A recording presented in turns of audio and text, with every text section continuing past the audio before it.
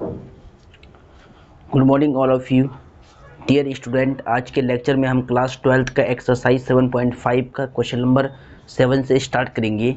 तो dear student, previous lecture में हमने आपको एक्सरसाइज 7.5 की जितना भी बेसिक कंसेप्ट था और जितने भी बेसिक एग्जाम्पल थे और जितने भी एक्सरसाइज में 7.5 में 1 से लेकर 5 तक जितने भी क्वेश्चन थे वो सारे क्वेश्चन हमने आपको समझा लिए हैं। आज के लेक्चर में हम बेसिकली एक्सरसाइज 7.5 का जो क्वेश्चन नंबर 7 है 7 से स्टार्ट करेंगे लेक्चर को, तो आपको बिल्कुल ध्यान से देखना है, ठीक है। चलो, तो डियर स्टूडेंट, इतनी ये सारे क्वेश्चन मोस्ट इंपॉर्टेंट है, ये सारे क्वेश्चन वेरी वेरी इंपॉर्टेंट है। तो अब आप ध्यान से देखिए, ठीक है। हम एक्सरसाइज 7.5 का क्वेश्चन नंबर 7 से करेंगे स्टार्ट, और क्लास 12 है, मैथमेटिक्स है, ठीक है। इंटीग्रेशन आपका ये टॉपिक चल रहा था, इसको हिंदी में समाकलन बोलते हैं। तो डियर स्टूडेंट, सबसे पहले सभी बच्चे अपनी एनसीईआरटी बुक निकाल लीजिएगा, ज़्यादा बात ना करते हुए अपने टॉपिक पे आते हैं, ठीक है। चलो, एक्सरसाइज 7.5 में क्वेश्चन नंबर 7 निकाल लीजिएगा सभी बच्चे। चलो, तो डियर स्टूडेंट, क्वेश्चन नंबर 7 से ध्यान से देखिए। सभी फलनों का हमें समाकलन निकालना है, इंटीग्रेशन फाइंड करना है। तो क्वेश्चन नंबर 7 को ध्यान से देखिए। क्वेश्चन 7 क्या कहता है कि एक्स अपॉन में अंडर एक्स अपॉन में x square plus 1, x upon में एक्स स्क्वायर प्लस 1 और x माइनस 1, इस फंक्शन का इंटीग्रेशन फाइंड करना है। इस फंक्शन का आपको बेसिकली समाकलन निकालना है। क्या निकालना है? इस फंक्शन का आपको इंटीग्रेशन फाइंड करना है। तो डियर स्टूडेंट, सबसे पहले आपको पता है कि हम इसको सॉल्व करने के लिए, इसका सॉल्यूशन निकालने के लिए क्या लिखते हैं सीक्वेंस के हिसाब से। तो देखिए, सबसे पहले हम क्या करेंगे, सॉल्यूशन लिखेंगे। यहाँ पर सॉल्यूशन के बाद लेट माना, इस फंक्शन को मैंने एक नाम रख दी आई, इसका मुझे समाकलन निकालना है, तो मैंने रख दी आई इंटीग्रेशन एक्स अपॉन में एक्स स्क्वायर प्लस 1 और एक्स स्क्वायर एक्स माइनस 1 खाली, ठीक है। यहाँ पर क्या लिखा है, एक्स स्क्वायर प्लस 1 और यहाँ क्या लिखा है, एक्स माइनस 1, ठीक है। तो यही क्वेश्चन है, ठीक है, बिल्कुल राइट क्वेश्चन है, ठीक है। ये क्वेश्चन मैंने पहले सेम लिख दिया है। और यहाँ dx, इंटीग्रेशन के सिंबल के साथ आपको dx अनिवार्य रूप से लगा देना है, ठीक है। तो इस बात का ध्यान रहे। इसको आई मानते ही इसको इक्वेशन नंबर फर्स्ट माननी है, समीकरण 1 मान लेनी है, ठीक है। चलो, अब देखिए, अब क्या करना है। सबसे पहले डियर स्टूडेंट, आपने समाकलन निकालना सीखा है इंटीग्रेशन बाय पार्शियल फ्रैक्शन में। मैंने आपको बहुत बेसिक रूल समझाई है, मैंने आपको एकदम जड़ों से समझाया है। एक एक लेक्चर की एक एक बात मैंने आपको जड़ों से समझाया, एक एक सवाल की। यहाँ अब देखिए, आपको अगर आपने सारा बेसिक्स देख लिया होगा मेरा, तो आपको दिक्कत नहीं आएगी। देखिए, एक फंक्शन लिखा है एक्स अपॉन में एक्स स्क्वायर प्लस 1 इंटू में एक्स माइनस 1। ये एक इंटीग्रेशन का फंक्शन, एक रैशनल फंक्शन है, ये एक परिमेय फलन है, ये इसका हमें समाकलन निकालना है। तो सबसे पहले अब हम क्या करेंगे, इस फंक्शन को पार्शियल फ्रैक्शन में ब्रेक कर देंगे, आंशिक भिन्न के रूप में इस फंक्शन को तोड़ देंगे। आंशिक भिन्न में क्या, देखिए यहाँ पर तो एक्स स्क्वायर प्लस 1 है, यहाँ पर ऐसा पॉलिनोमियल लिखा हुआ है, बहुपद लिखा हुआ है कि जिसका फैक्टर करना संभव नहीं है। जो ये यहाँ पर पॉलिनोमियल है, इसको फैक्टराइज करना संभव नहीं है। तो यानी इसको हम क्या लिखेंगे, bx प्लस सी की फॉर्म में लिखेंगे ऊपर।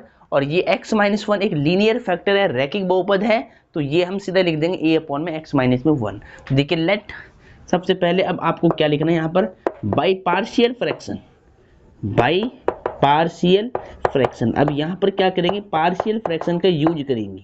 हिंदी माध्यम वाले बच्चे क्या लिखेंगे, आंशिक भिन्न से। देयरफॉर हिंदी माध्यम वाले बच्चे क्या लिखेंगे, आंशिक भिन्न से, ठीक है, आंशिक भिन्न से। हिंदी माध्यम वाले बच्चे क्या लिखेंगे, आंशिक भिन्न से। तो देखिए, सबसे पहले इस फैक्टर को मैं लिख रहा हूं, तो लेट, मैंने इसको मान लिया आंशिक भिन्न के लिए, लेट माना,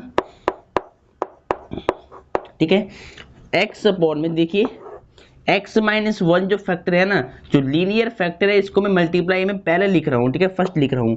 तो सबसे पहले मैंने क्या कर दिया, ये ऊपर का नंबर सेम रखा है, ये लीनियर फैक्टर को पहले रख दिया है, और ये क्वाड्रेटिक पॉलिनोमियल को बाद में रख दिया है एक्स स्क्वायर प्लस 1।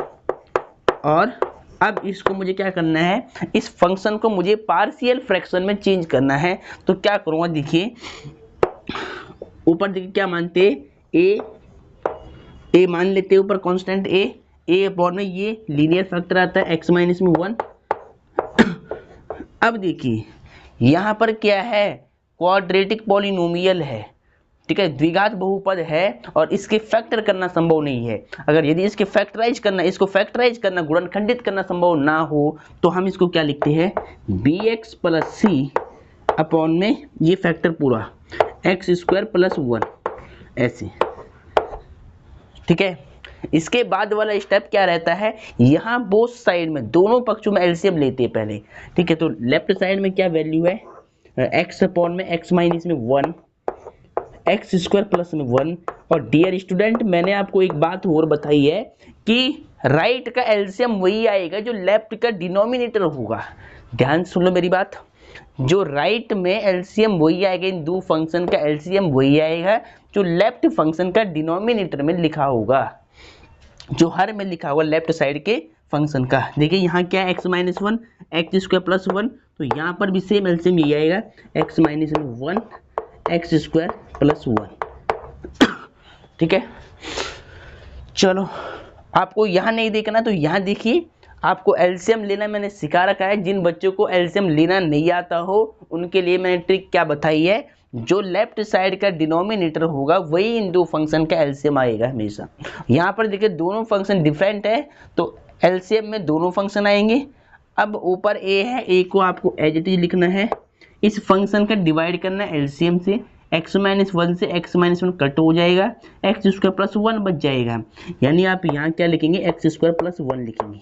और चाहे तो आप ये देख लो, अगर ये दोनों फंक्शन डिफरेंट है ना तो इसका मल्टीप्लाई यहाँ करा ये मिल गया, इसका मल्टीप्लाई यहाँ करा ये मिल गया, इसका मल्टीप्लाई यहाँ कर लो तो आपको क्या मिल जाएगा, बी एक्स प्लस सी ब्रैकेट एक्स माइनस 1 इतना आपको मिल जाएगा ये, ठीक है। चलो ठीक है, क्या किया मैंने, एलसीएम लिया, ये आ गया, ऊपर का सेम रखा, इससे एलसीएम में डिवाइड दिया, एक्स माइनस 1 कट गया, एक्स स्क्वायर प्लस 1 बच गया, इसका मल्टीप्लाई ए के साथ हो गया। फिर एक्स स्क्वायर प्लस 1 का डिवाइड दिया एलसीएम से, एक्स स्क्वायर प्लस 1 कट गया, एक्स माइनस 1 बच गया, इसका मल्टीप्लाई बी एक्स प्लस सी के साथ में हो गया। अब देखिए दोनों का डिनोमिनेटर सेम है, लेफ्ट का भी और राइट का भी एलसीएम क्या सेम है, तो इस नंबर से ये नंबर कट हो जाएगा पूरा, ठीक है। अब क्या बचेगा आपके पास, ऊपर बच जाएगा एक्स इज इक्वल टू, और राइट साइड में एक्स स्क्वायर प्लस में 1 प्लस बी एक्स प्लस सी और ब्रैकेट में एक्स माइनस में 1, ठीक है। चलो पहले आप सभी बच्चे यहाँ तक लिख ले इसको बिल्कुल सही रूल में, सही रूप से, ठीक है। तो लिख ले पहले सभी बच्चे इसको। चलो सब ने लिख लिया होगा, तो डियर स्टूडेंट पहले मैं एक बार हट जाता हूँ। देखिए चलो अब आपने लिख लिया होगा। अब देखिए आपको ध्यान क्या देना है, जो इसको सिंप्लीफाई करने के बाद जो इक्वेशन निकल आई है, x equal to A into x square plus 1 plus B x plus C into x minus 1, जो ये इक्वेशन निकल आई है ना, यहाँ पर हमें कांस्टेंट ए बी सी का मान निकालना पड़ेगा। तो ए बी सी का मान मैंने आपको निकालने के लिए कहीं सॉल्ट रूल मैंने समझाई है, आपको पीछे समझाया था मैंने। एक मैंने आपको एक्सरसाइज 7.4 के बेसिक में समझाया था कि वहाँ पे क्या करते थे, दोनों साइड में एक्स स्क्वायर के गुणांक, एक्स के गुणांक और अचर पदों की क्या करते थे, तुलना करते थे ए बी सी का मान निकालने के लिए। यहाँ पर भी आप चाहो तो वही केस अप्लाई कर सकते हैं, क्योंकि यहाँ पर क्या आ रहा है, क्वाड्रेटिक वाला फॉर्म आ रहा है, ठीक है। और अदरवाइज आप क्या कर सकते हैं, एक बार इस फैक्टर को 0 के इक्वल पुट कर ले, यहाँ से x की वैल्यू निकलेगी, इसको समीकरण 3 मानकर यहाँ पर पुट कर ले, यहाँ से आपको a की वैल्यू मिल जाएगी। दूसरी बात, या जो b के साथ में कोफिशिएंट x है ना, इसको 0 कर दो तो ये b 0 हो जाएगा, तो यहाँ से आपको c मिल जाएगा। अब देखिए फिर आपको क्या करना है, फिर आपको a और c मिल जाएगा। अब b की वैल्यू निकालने के लिए आपको अपनी साइड से इस फंक्शन, इस इक्वेशन 3 में ऐसी वैल्यू डालनी होती है कि जिससे इसका आंसर एकदम तुरंत निकल जाए। आप इसमें कुछ भी डाल सकते हैं, फिर 1 डाल लो, माइनस का 1 डालो, प्लस का 1 डालो, कुछ भी वैल्यू डाल देना। इसके बाद भाई इस फैक्टर को 0 करने के लिए x a के नीचे वाला फैक्टर 0 कर दो, यहाँ से x की वैल्यू निकल जाएगी, इक्वेशन नंबर 3 में पुट कर दो, यहाँ से a की वैल्यू निकाल दो। b को 0 करेंगे, तो x का जो कोफिशिएंट है, मतलब b का जो कोफिशिएंट x है, इसको हम 0 पुट कर देंगे, b 0 हो जाएगा तो c निकल जाएगा।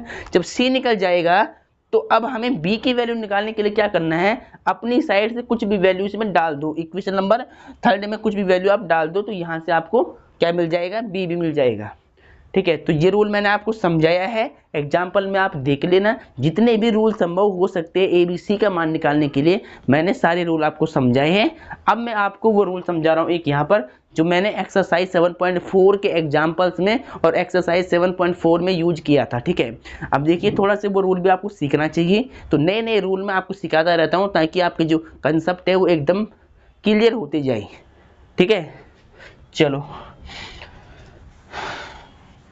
देखिए यहाँ पर जब आपने इसको आंतरिक भिन्न में तोड़ा है, पार्शियल फ्रैक्शन में डिवाइड किया है, तो इसको इक्वेशन नंबर 2 मान के छोड़ देना आप। ठीक है, चलो अब देखिए बिल्कुल ध्यान से, कंसेप्ट आपके पक्के होने चाहिए। ABC का मान निकालने के लिए जितने भी रूल है वो सभी आपको समझ में आने चाहिए। तो अब मैं थोड़ा सा एक रूल वो समझाता हूँ जो मैंने एक्सरसाइज 7.4 में आपको समझाया था। देखिए इसके लिए हमें क्या करना होता है, जो लेफ्ट साइड में x है ना, उसको आप सेम रखेंगे पहले। ठीक है, और इसको इक्वेशन नंबर 3 नहीं माननी तब। अगर आप क्या करते हैं, x² की टर्म, x वाली टर्म और कांस्टेंट टर्म को अलग करना चाहते हैं, तो यहाँ पर इक्वेशन नंबर 3 नहीं मानना है। ठीक है, तो ध्यान दें। अब आपको क्या करना है, आपको करना होता है, देखिए लेफ्ट साइड में x है और राइट में क्या है, a इंटू में x² प्लस में 1, और पहले मैं इसको लिख रहा हूँ पर, ठीक है, प्लस में bx। बस ये रूल थोड़ा सा लंबा होता है, मतलब इसको थोड़ा सा लेंथी रूल है ये, इसलिए मैं इसको कम समझाता हूँ, लेकिन बहुत से बच्चों की रिक्वायरमेंट थी कि सर जो NCERT ने रूल फॉलो करा है वो आप हमें समझाइए। तो डियर स्टूडेंट, NCERT ने क्या किया है, ABC का मान निकालने के लिए दोनों साइड में x² के कोफिशिएंट को अलग कर दिया है और x के कोफिशिएंट को अलग कर दिया है, और जो कांस्टेंट टर्म है उनके गुणांक को अलग कर दिए, फिर उनकी तुलना करने के बाद वहाँ पर ABC का मान निकाल रखी है। ठीक है, तो यानी ये रूल भी आसान है, लेकिन इसमें थोड़ा सा काम ज़्यादा करना पड़ता है, तो मैं यही वाला रूल आपको पहले समझा रहा हूँ, तो बिल्कुल ध्यान दीजिएगा। देखिए x को रख दिया एज इट इज, पहले a, देखिए x² के कोफिशिएंट को अलग करने के लिए पहले आपको इसको सेपरेट रूप में लिखना पड़ेगा। तो पहले a की मल्टीप्लाई करते हैं अंदर, तो ax², फिर a की 1 में a1 या a, फिर देखिए bx प्लस c ब्रैकेट का x-1 से मल्टीप्लाई कराना है, तो मैं क्या करूँगा, पहले यहाँ से bx प्लस bx का करूँगा मैं x में, तो क्या होगा, bx का x में x², फिर bx का -1 में तो माइनस bx, और फिर c का x में cx, और प्लस माइनस माइनस c1 या c, ऐसे। ठीक है, अब देखिए ध्यान से, जो x² वाली टर्म्स है उनको एक साथ करो, ax² प्लस bx²। ठीक है, अब जो x वाली टर्म्स है उनको एक साथ करो, देखिए x² वाली टर्म्स एक तो ये थी, एक ये थी bx² वाली टर्म। अब जो x वाली टर्म्स है केवल माइनस bx है प्लस cx है, x वाली टर्म्स रख दिया, मतलब स्टैंडर्ड फॉर्म में रख दिया, मानक रूप में सेट कर दिया हमने नंबर। फिर ये कांस्टेंट जिनके साथ में x भी नहीं है और नहीं x² है, वो वाली टर्म्स क्या है, a, यानी कांस्टेंट टर्म है, ये अचर पद है, ये a और माइनस का c, ऐसे।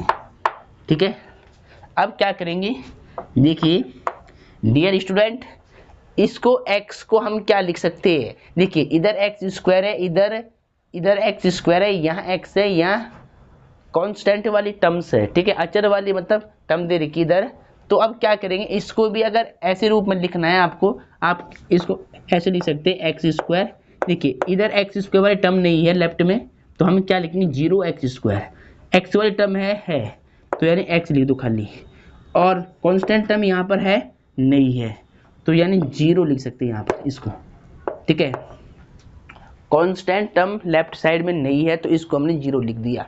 ठीक है, अब यहाँ देखिए ध्यान से, राइट में देखिए ax² bx², इन दोनों में से x² कॉमन आ रहा है, इन दोनों टर्म्स में से x² कॉमन है, तो a plus b x² common डाल दिया माइनस। ठीक है, फिर यहाँ दोनों में x कॉमन है, तो मैं क्या करूँगा, प्लस माइनस b प्लस में c, x कॉमन निकाल दिया मैंने।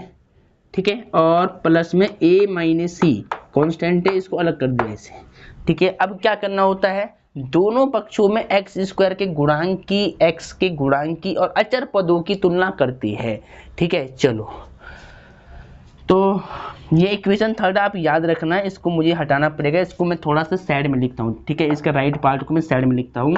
ए अपॉन में एक्स माइनस 1 था और प्लस बी एक्स प्लस सी अपॉन में एक्स स्क्वायर प्लस 1 था, और लेफ्ट साइड में क्या लिखा था, एक्स अपॉन में एक्स, थोड़ा सा इसे लिखते हैं, एक्स अपॉन में एक्स माइनस में 1 और एक्स स्क्वायर प्लस 1। इस इक्वेशन सेकंड को आप ध्यान रखना है। ठीक है, ये मैंने साइड में लिख दिया। अब मुझे इसको हटाना पड़ेगा, यहाँ से ए बी सी की वैल्यू निकालना पड़ेगा। ठीक है, ए बी सी का मान निकालने के लिए मैंने आपको सारे रूल समझा रखे हैं, एक में एनसीईआरटी वाला रूल आपको समझा रहा हूँ। तो ठीक है, तो बिल्कुल ध्यान से देखिएगा। देखिए, ए बी सी का मान निकालने के लिए दोनों पक्षों में पहले एक्स स्क्वायर के गुणांक की क्या करेंगे, तुलना करेंगे। तो यहाँ पर इंग्लिश वाले क्या लिखेंगे, ऑन कंपेरिजन, ऑन कंपेयर।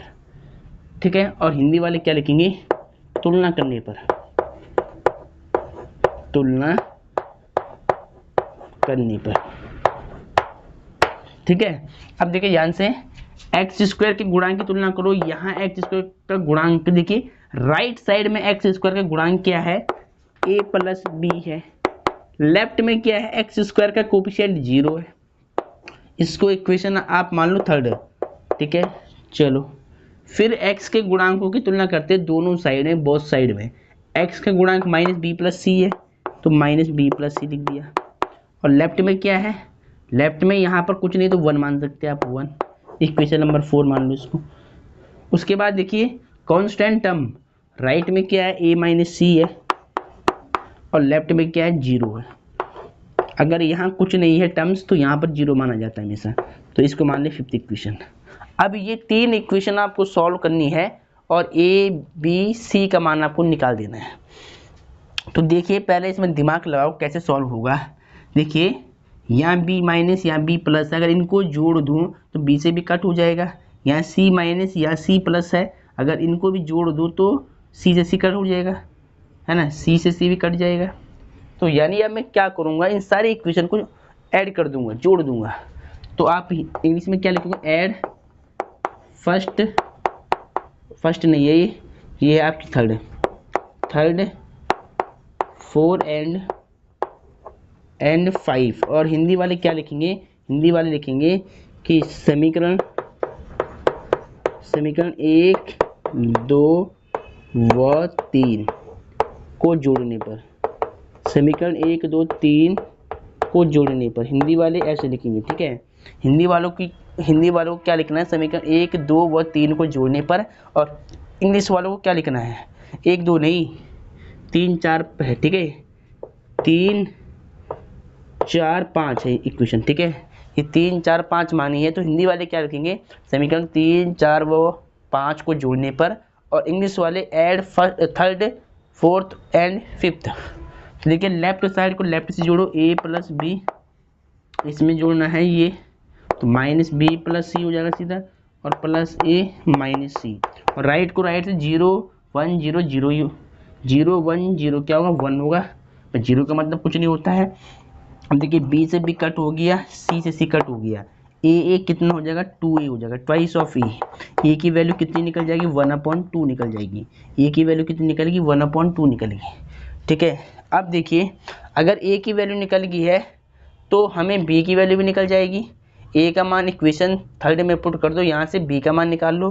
तो अब आपको क्या लिखना है, फ्रॉम इक्वेशन नंबर थर्ड, और हिंदी वाले क्या लिखेंगे, समीकरण 3 से। ठीक है, चलो समीकरण 3 क्या है, a plus B equal to 0 है, यहाँ पर a की वैल्यू पुट कर लो 1/2 और b का मान यहाँ से आपका निकल जाएगा, b इक्वल टू माइनस 1/2।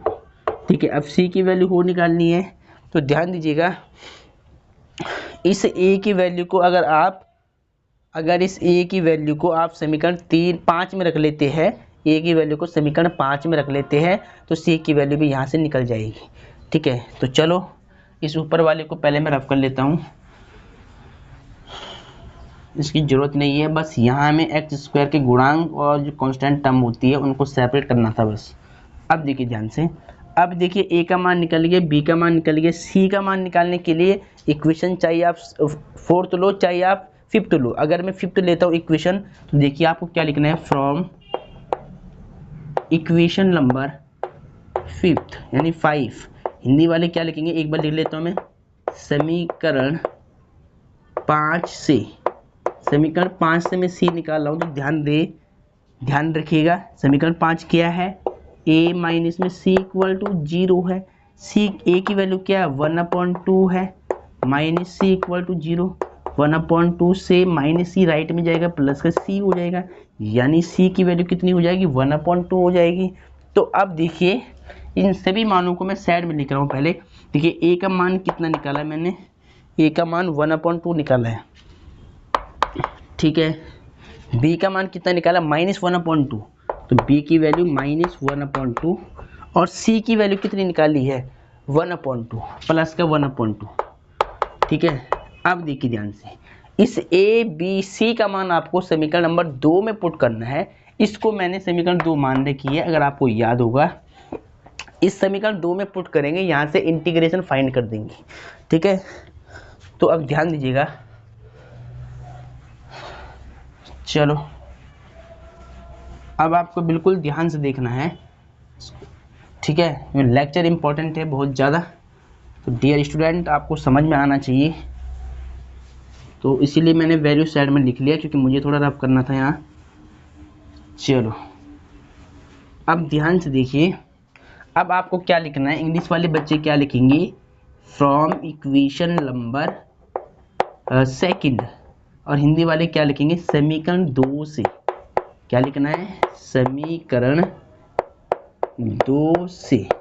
अब देखिए सबसे पहले मैं क्या करूँगा, समीकरण 2 उतार दूंगा। समीकरण 2 क्या है, x अपॉन में x माइनस में 1 x स्क्वायर प्लस में 1 ऐसे, ठीक है। इसको पार्शियल फ्रैक्शन में क्या लिखा था हमने, a अपॉन में x माइनस में 1 लिखा था, प्लस इसको क्या लिखा था bx प्लस c अपॉन में एक्स स्क्वायर प्लस 1 लिखा था, ठीक है।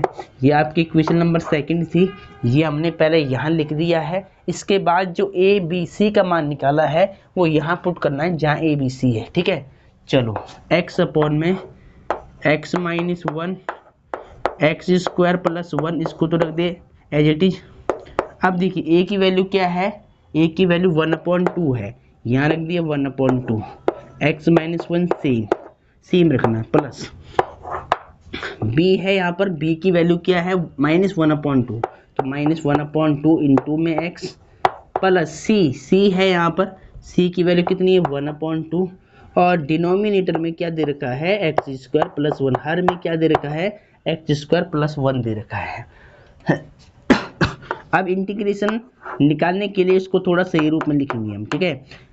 एक्स माइनस में 1 एक्स स्क्वायर प्लस 1, यहाँ आपको ध्यान देना, देखिए ऊपर वाले की फ्रैक्शन है, नीचे वाले की फ्रैक्शन नहीं है, यहाँ आप 1 मान सकते हैं, जो नंबर सबसे नीचे होता है उसका सबसे ऊपर मल्टीप्लाई, 1 1 जब 1 और 2 बीच वाले का बीच वाले से मल्टीप्लाई, 2 इंटू में x माइनस 1, तो यानी क्या होगा 1 अपॉन में 2, इसका मल्टीप्लाई ऊपर, इसका बीच वाले के साथ 2 इंटू एक्स माइनस में 1 ऐसे। अब देखिए ध्यान से, यहाँ आपको सेपरेट करना है, एलसीएम को सेपरेट करना है, ठीक है। एक्स स्क्वायर प्लस 1 का भाग -1/2x में दे रहा है सिंगल से, और फिर एक्स स्क्वायर प्लस 1 का भाग 1/2 में दे रहा है, तो सीधा यहाँ कंडीशन क्या बन जाएगी, प्लस माइनस माइनस हो जाएगा, 1/2 कॉन्स्टेंट है बाहर हो जाएगा, और इंटू में यहाँ x के अपॉन में क्या आएगा एक्स स्क्वायर प्लस 1 आ जाएगा सीधा। और सिमिलरली यहाँ पर देखिए प्लस 1/2 कॉन्स्टेंट है, इसको बाहर कर देंगे, इंटू में यहाँ पर 1 बच जाएगा, तो 1 के अपॉन में क्या आएगा 1 के अपॉन में आएगा एक्स स्क्वायर प्लस में 1, ठीक है। चलो इसको हमने बिल्कुल सही रूप में लिख लिया है। अब जरा याद करो इक्वेशन फर्स्ट में इस नंबर पे देखिए, यही हमारी इक्वेशन फर्स्ट थी, ठीक है, यही हमारी क्या थी इक्वेशन फर्स्ट थी, बस यहाँ पर ये अंतर था कि इसमें इंटीग्रेशन का सिंबल लगा हुआ था और इसका हमें समाकलन निकालना था, इस फलन का हमें समाकलन निकालना था। तो इसका समाकलन निकालने के लिए मैं क्या करूँगा, दोनों साइड में अब यहाँ समाकलन लगा दूंगा, यानी दोनों साइड में इंटीग्रेशन कर दूंगा। तो इंग्लिश वाले यहाँ लिख भी सकते हैं, देखिए ऐसे, टेकिंग इंटीग्रेशन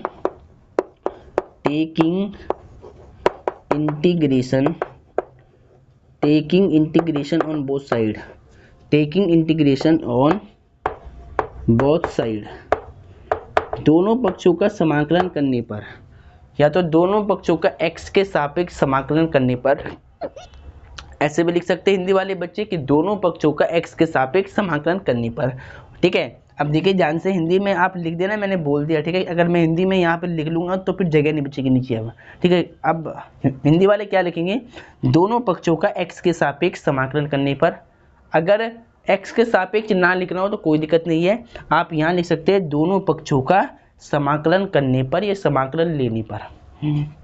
ठीक है, इधर भी इंटीग्रेशन का सिंबल लगा रहा हूँ मैं, x अपॉन में x माइनस में 1, फंक्शन x का चल रहा है तो x के सापेक्ष समाकलन करना है। ठीक है, integration with respect to x करना है, यानी x के सापेक्ष समाकलन करना है, ध्यान दे।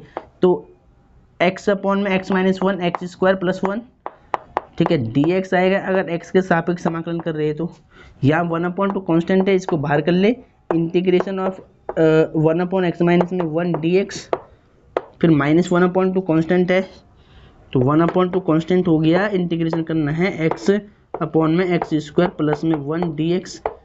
ठीक है, चलो यहाँ पर भी 1/2 कांस्टेंट है, इंटीग्रेशन करना है 1 में एक्स स्क्वायर प्लस में 1 dx का। ठीक है, अब बस अब आपको समाकलन निकालना है खाली इसका। ठीक है, तो डियर स्टूडेंट पहले आप ध्यान से देखिएगा, इधर एक लाइन थोड़ा सा जगह है तो मैं यहीं पे कर लेता हूँ। देखिए x अपॉन में x माइनस में 1 एक्स स्क्वायर प्लस 1 dx, इसको रख दिया सेम, 1/2 सेम रख दिया। अभी इंटीग्रेशन में नहीं कर रहा हूँ, इसको मैंने सेम रख दिया, अभी एक साथ करूँगा सभी का, -1/2। अब देखिए यहाँ पर देखिए, अगर आपको इंटीग्रेशन करना है ना तो दो रूल समझा रहा हूँ मैं। एक क्या है कि एक्स स्क्वायर प्लस 1 को आप t मान ले, यहाँ से t मानते ही सारी x dx dt में चेंज हो जाएगा, तो फिर इसकी वैल्यू यहाँ पर dt रख देना और dt, ठीक है, dt की वैल्यू क्या आएगी, मतलब x dx की वैल्यू क्या आएगी, हाफ dt आएगा, तो वो आप यहाँ पर पुट कर लेना, फिर इसका इंटीग्रेशन आप निकाल देना। अदरवाइज अगर आपको इसको सीधा करना है ना, अब आप इंटरमीडिएट के स्टूडेंट हैं, आपने एक्सरसाइज 7.4 तक का सारा समाकलन सीख लिया है अच्छी तरह से, तो अब आपको यहाँ पर सीधा करना है। ठीक है, आप इंटरमीडिएट के स्टूडेंट हैं और आपने एक्सरसाइज 7.4 तक के जितने भी एग्जाम्पल सब कुछ सीख लिया है, आपको मालूम है कि हमें कहाँ पे टी मानना कहाँ पे नहीं मानना है। तो टी मान करके फिर क्या होता है कि अपना टाइम वेस्ट होता खाली, जब हमें मालूम है कि यहाँ पर समाकलन सीधे निकल जाएगा तो ऐसे टी मानने की जरूरत भी नहीं है, और अदरवाइज आप यहाँ पर टी भी मान सकते हैं, कोई दिक्कत नहीं है। तो देखिए आपने एक बात सीखी है कि यदि इंटीग्रेशन के अंदर यदि एक फंक्शन नीचे f(x) है और इसका अवकलन डेरिवेटिव अगर ऊपर है, न्यूमरेटर में मौजूद है f'(x), अगर एक फंक्शन नीचे है f(x) और इसका जो अवकलन है डेरिवेटिव है वो न्यूमरेटर में मौजूद है, ऊपर दे रखा है, तो हम क्या करते हैं, लॉग नीचे वाले फंक्शन को लॉग के साथ लिखते हैं, log f(x) हो जाता है, log f(x) हो जाता है, आपको मालूम है। देखिए अगर मैं एक्स स्क्वायर प्लस 1 का अवकलज, देखिए एक्स स्क्वायर प्लस 1 का अवकलज क्या होगा, 2x होगा।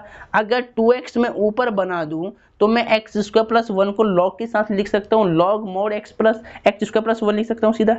लेकिन यहाँ तो x है तो ऊपर अगर मुझे 2 लाना है तो मैं क्या करूँगा, देखिए 1, देखिए 1 मान ली मैंने ऊपर, 2 से इंटू, देखिए मैंने यहाँ 2 से इंटू कर दिया और 2 से मतलब 2 से डिवाइड कर लिया और 2 से मल्टीप्लाई कर लिया। ठीक है, ध्यान दीजिएगा इस फंक्शन में मैंने 2 से कर दिया मल्टीप्लाई और 2 से कर दिया मैंने डिवाइड, अब 2 से 2 कट हो जाएगा, फिर यही वैल्यू बच जाएगी। ठीक है, और अपॉन का नंबर मैंने सेम रख दिया है, x square plus 1 dx plus 1/2 और 1x स्क्वायर प्लस 1, इस 1 को मैं लिख सकता हूँ 1 का स्क्वायर, इस 1 को मैं क्या लिख सकता हूँ 1 का स्क्वायर और dx। चलो अब केवल इंटीग्रेशन हम निकालेंगे। ठीक है, तो इसको एक बार रफ कर लेते हैं ऊपर का। चलो तो डियर स्टूडेंट आपको समझ में आ रहा होगा, ठीक है, क्वेश्चन आपको समझ में आ रहे होंगे, आई होप। अगर समझ में आ रहे हैं तो वीडियो को लाइक जरूर कीजिएगा। चलो अब देखिए आगे लेफ्ट साइड में क्या चल रहा है, इंटीग्रेशन x अपॉन में x माइनस में 1 एक्स स्क्वायर प्लस में 1 dx। ठीक है, अब यहाँ देखिए 1/2 कांस्टेंट है, इसको मैंने सीधे लिख दिया है। देखिए 1 अपॉन में x माइनस 1, 1 अपॉन में x माइनस 1, देखिए x माइनस 1 को x मान लो, 1/x का log mod x होता है, पढ़ा है ना आपने, 1/x dx का समाकलन क्या होता है, log mod x प्लस सी होता है, लेकिन यहाँ x के स्थान पे x माइनस वन है तो हम क्या मानेंगे 1/x-1 का इंटीग्रेशन log mod x-1 हो जाएगा। ठीक है, तो 1/x का क्या होगा log, ठीक है, log mod x-1। ठीक है, माइनस को सेम रख दिया, 1 जब 1 हो जाएगा और यहाँ 2 जब 4 हो जाएगा। ठीक है, अब देखिए नीचे का अवकलन ऊपर मौजूद है तो मतलब नीचे वाले का हम log लेंगे log mod x² + 1 ऐसे। ठीक है, प्लस सेम, ठीक, 1/2 रख दिया एज इट इज। अब देखिए आपने सूत्र पढ़ा है dx/x² + a², क्या होता है tan 1 x/a होता है ना, 1/a tan 1 x/a। जिसको नहीं पता वो देख ले, पहले आपने फॉर्मूला पढ़ा है dx/x² + a² 1/a tan 1 x/a plus में c। ठीक है, तो यहाँ पर सेम फॉर्म बनी हुई है, यहाँ x की वैल्यू क्या x ही है और a की वैल्यू यहाँ पर 1 है, तो x की वैल्यू यहाँ जहाँ जहाँ x है वहाँ क्या रखना है x रखना है, यहाँ पर x यहाँ पर आएगा x, और a की वैल्यू यहाँ 1 है, जहाँ जहाँ a है वहाँ 1 रखना है। तो यहाँ पर मान रखते सर आपका क्या बन जाएगा 1/x² + 1 का क्या बन जाएगा tan 1 x बन जाएगा इंटीग्रेशन। ठीक है, और प्लस में c कांस्टेंट। चलो एक कॉल आ रहा है बच्चों।